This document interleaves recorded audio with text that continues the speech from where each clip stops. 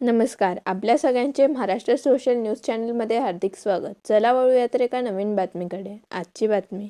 धुळे महानगरपालिकेतील कथित 45 कोटी रुपयांच्या अफरातफर प्रकरणी माजी आमदार अनिल गोटे यांनी शिवसेनेच्या शिष्टमंडळासह नवनियुक्त पोलीस अधिकाऱ्यांची भेट घेतली.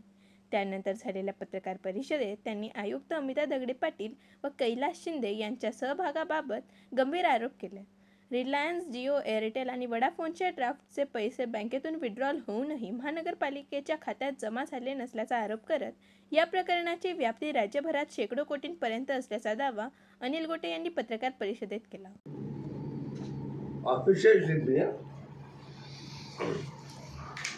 याप्रमाणे जिओ डिजिटल फायबर लिमिटेड कंपनीकडून 39 कोटी 18,51,631 रुपये रक्कम वसूल करण्याबाबत धुळे महापालिकेकडून प्रयत्न करण्यात येत आहेत.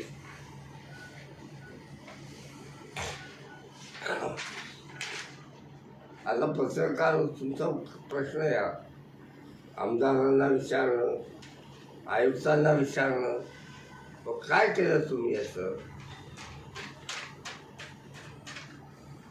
तुम्ही घरपट्टीवाल्यांना पैसे द्यायला लावले, 5 कंदील मार्केटच्या लोकांना पैसे भरायला लावले आणि 45 कोटी रुपये खाऊन जाता भोसडी यांनो.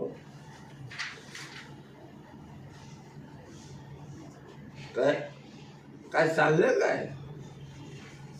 आणि म्हणून माझा राग आणि संताप आहे. काय आमच्या फायद्याचं नाही काही. काय की जर तुमचा 100 कोटी रुपयाचा ड्राफ्ट असेल तर ते तुम्हाला 70 कोटी रुपये काय देतात? त्याचे बँकेमध्ये अकाउंट उघडतात आणि 100 कोटी रुपये आपल्या खात्यावर ट्रान्सफर करून देतात.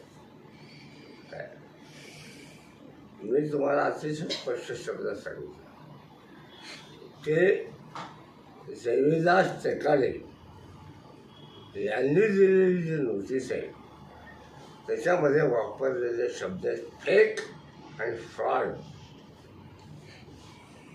या शब्दांना एक विशिष्ट अर्थ आहे. मी म्हणत नाही फ्रॉड झाला, महानगरपालिका म्हणते. मग काय केलं तुम्ही फ्रॉड झाला तर? काय आणि तुम्ही लेखी म्हणताय ना, तुम्ही असं म्हणाले, तोंडी सांगितलं वगैरे काय? महानगरपालिकेने सांगितले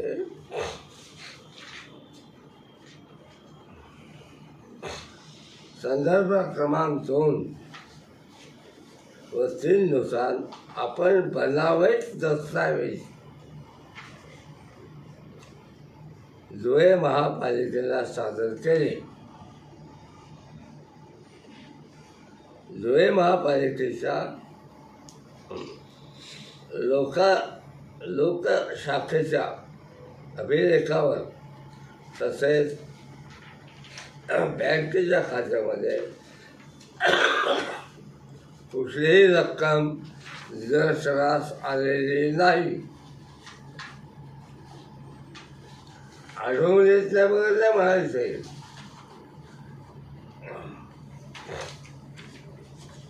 सबब आपण धुळे पालिकेची बनावट दस्तावेज दाखल करून फसवणूक केल्याचे निष्पन्न झाले आहे.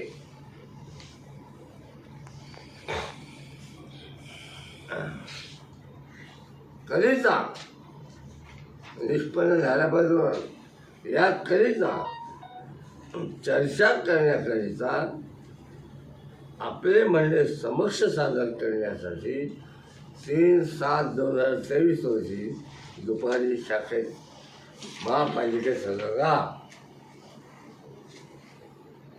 आता एखादा फ्रॉड झाला तर काम काय असतं? संबंधित जबाबदारी करायचं, पोलीस स्टेशनला दाखल करायची. का नाही दाखल केली तुम्ही? त्यांचंही समाधान केलं. कोणाचं? रिलायन्सचे चेअरमन हे आकाश अंबानी आहेत आणि हे सगळे बाकीचे जे आहेत हे त्यांचे उजवे डावे जबाबदार आहेत. आता सगळ्यात मोठा हा घोर का होऊ शकतो आणि का झाला तर मी तुम्हाला सांगतो. हे सर्व सेव्हिंग्ज अकाउंट केलेले आहेत, करंट अकाउंट नाही. आता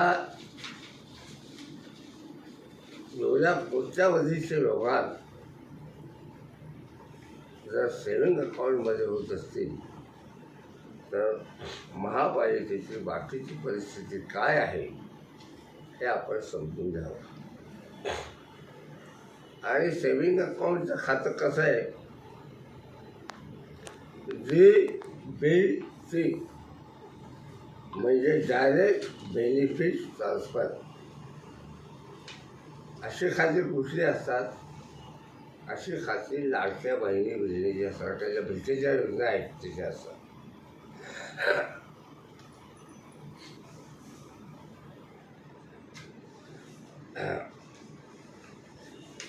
आता या सगळ्या ह्याच्यामध्ये आपण एक गोष्ट समजून घेतली पाहिजे सगळ्यांनी की या ठिकाणी एक गजानन पाटील नावाचे काय होते,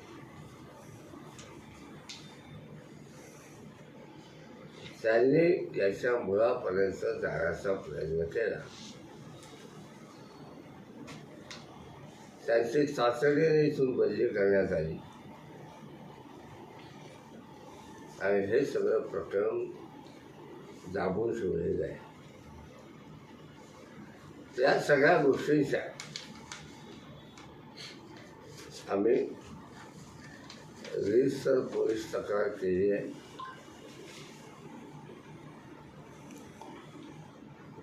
जिल्हा पोलीस अधीक्षक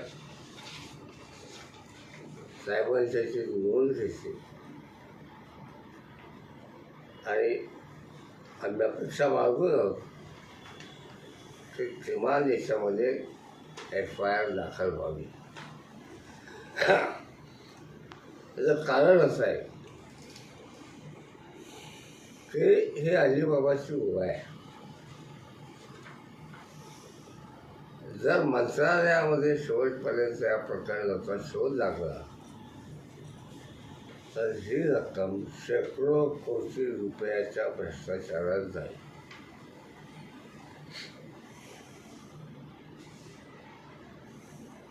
लक्षात तेव्हा माझे आपल्याला सगळ्यांना विनंती की हा जो सिस्टीममध्ये केलेला गोंधळ आहे, फ्रॉड अधिकाऱ्यांनी मिळून काय, तेव्हा याची आपण गांभीर्याने दखल घ्या. नाहीतर असं होईल म्हणून जर याची काही दखल नाही घेतली तर वाढत जाईल. आता दुसरा भाग असा आहे की महानगरपालिका नागरिकांकडे घरपट्टीची वसुली करायला त्यांच्या दारापुढे बॅर बाजा वाजवत जाते. त्यांनी रिलायन्सचं काय केलं,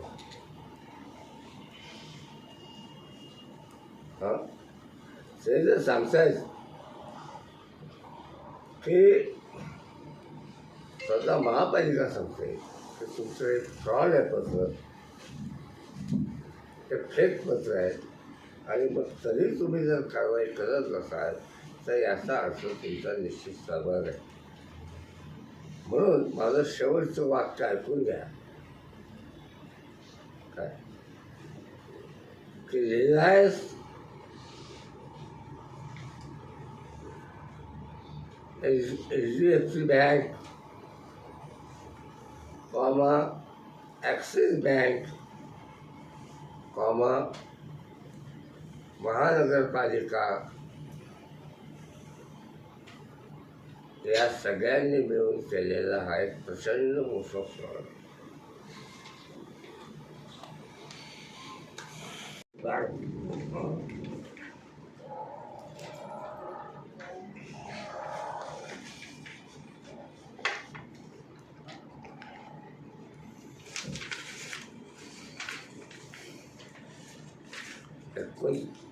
$39 कोटी हे अजूनही आलेले नाही.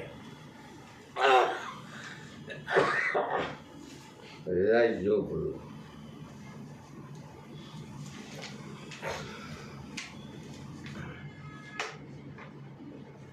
सर,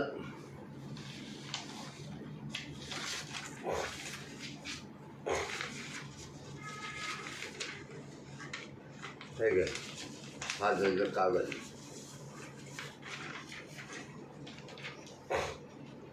पुरावा.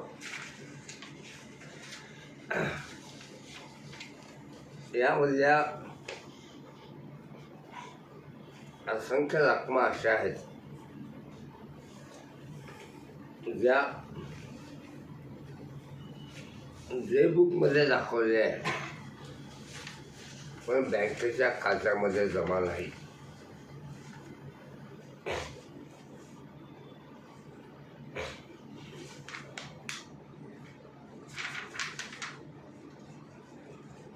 त्याचे आमच्याकडे कागद आहेत. काय आता रिलायन्स कंपनीने धुळे महापालिकेला एक बोगस पत्र पाठवण्याचा आणि लोन पत्र बोगस पाठवण्याची महत्त्वाची नोंद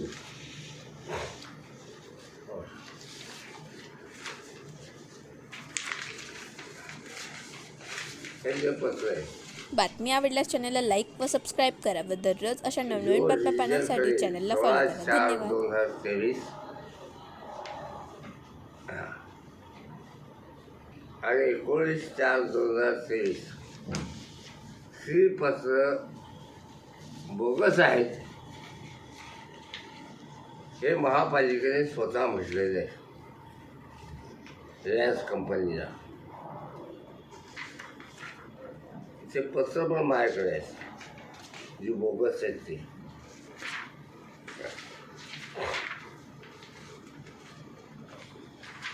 मग हे बोगस पत्र असताना महापालिकेने त्यांना फक्त तुमच्या विरुद्ध आम्ही कारवाई करू एवढा दम दिला. कारवाई आज तागायत शून्य आहे. काही कारवाई केलेली नाही. रिलायन्स कंपनी हे लेटर हेड आहे. हे रिलायन्स कंपनी सांगितलं हे आमचं नाही. लक्षात. आणि एक बोगस लेटर तयार करून त्या लेटर हेडवर त्यांनी मराठीत पत्र लिहिलेलं आहे.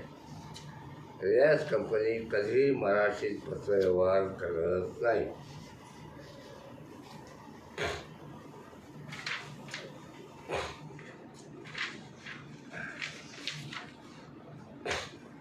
आता या भ्रष्टाचाराची माहिती विद्यमान आमदार यांना होती आहे. माझं वाक्य नीट समजून घ्या. होती आणि आहे. या संदर्भात त्यांनी 2 पत्र लिहिली आहेत. एक 7/10/25 आणि दुसरं 26/11/25 हे जे पत्र आहे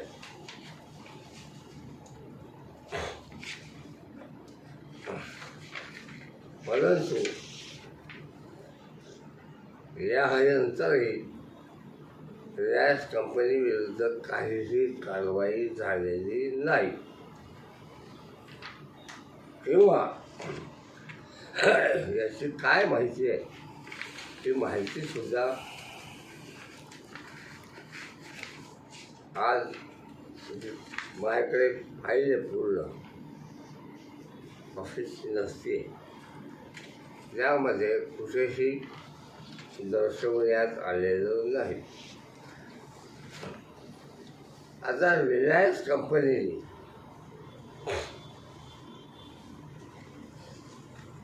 फ्रॉड केला महापालिकेबरोबर. FRAUD फ्रॉड केला त्याचा हा पुरावा महापालिकेने त्यांना नोटीस पाठवली.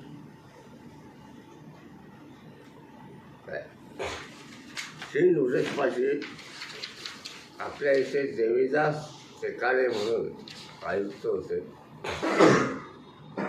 त्यांनी 23 ऑगस्ट 2023ला आणि ते सांगितलं की तुम्ही दिलेले जे ड्राफ्ट आहेत त्याला बँकेच्या भाषेमध्ये मॅनेजर्स चेक म्हणतात. काय एक 48,10,609 रुपयाचा, दुसरा 79,57,597 रुपयाचा. हे फेक आहे. शब्द महत्त्वाचा लक्षात घ्या. हे फेक आहे आणि हे आमच्या व्यवहारात कुठेही रिफ्लेक्ट होत नाही.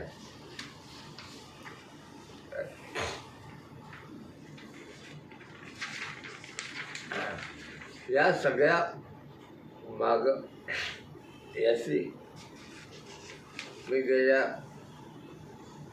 जानेवारी महिन्यापासून माहिती घेतो. हे जे नितीन कापडणीस नावाचे आस्थांचे ग्रहस्थ आहेत यांनी 10/3/24 या तारखेला धुळे महापालिकेच्या संबंधित अधिकाऱ्यांना एक नोटीस काढली आणि कोणी किती दिवसात माहिती सादर करावी या नोटिसीमध्ये लिहिलेले आहे. परंतु आज सांगायत त्यानंतरही काही घडलं नाही. रिलायन्स कंपनीचे जे मॅनेजर आहेत म्हणजे या सगळ्या व्यवहाराला जबाबदार असणारे त्यांनी राजीव अमेदवार यांनी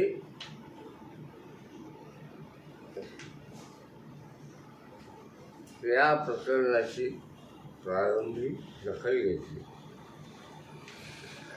बन्सीलाल भारद्वाज हे मुंबईचे त्याच्यावरचे सिनियर ऑफिसर आहेत.